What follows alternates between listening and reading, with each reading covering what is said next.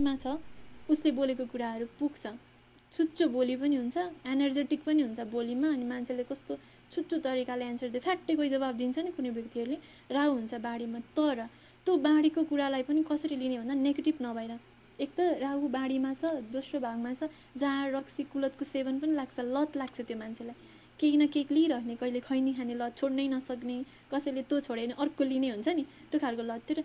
त्यसले यतातिर लिएर गयो, स्पिरिचुअलतिर लिएर गयो, अध्यात्मतिर लिएर गयो भने, मन्त्र साधना भक्ति गर्छ भने, ज्योतिष हुन्छ अनि उसले बोलेको ट्याक्कै पुग्छ। अमृत पान गरेको भनेपछि सत्कर्म गर्यो भने, राम्रो पोजिटिभ काम गर्दैछ, सेवा गर्दैछ भने ग्रहले पनि पोजिटिभ एनर्जी दिने हो क्या।